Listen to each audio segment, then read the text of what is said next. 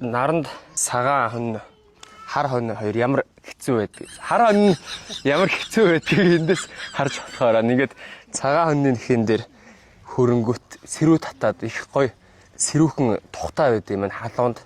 Харин саарл одоо бараа нэхий бол нар татаад их халуун мэдрэмж төрүүлдэг юм байна. Тэгэхээр одоо нэхийг цагаан нэхийг бол зуны үйлрэлт чинь ингэж ашиглаж болохыг энэ дээрээс харж болохоор байна. 7 карстх нь 10 метрийн хэмжээтэй буюу 70 м2 хэмжээтэй юм нэхий олбыг анх удаага хийж байна. Маш том. Уул нь бол бид нар ийм том бүтээгдэхүүнүүд хийдэг үлдээ. Тэгээд өнгөрсөн жил бид нар цомцог гэрийн дээвэр туургыг хийж өгсөн юм нэг хахад. Тэгээд тэр дээврийг болохоор цагаанаар хийгээд туургыг одоо бор өнгөөр хийжсэн.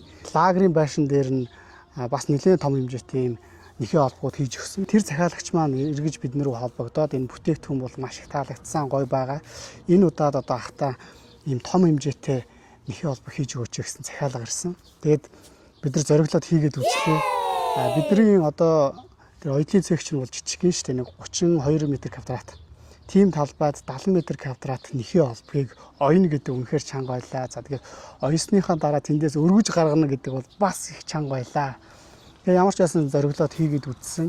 Одоо тэгээд энэ хөдөө лагер дээр аавынхаа хашаанд ирсэн нөгөө дийлгэх талбай байхгүй учраас энэ доор нь ингээд юм дэвсэж чаад энэ дээр дийлгээд тэгээд сул ус болон одоо энэ тэгшлэх ажлуудыг хийгээд явж гин. Тэгээд хөгшчүүлийн ярьж байгаагаар болохоор тэр говийн халууныг давахын тулд үстэй дийлээ гадагш нь харуулж өмсдөг гэсэн гэж байна. Өнгөн талын дотогш нь харуулж өмсдөг гэсэн.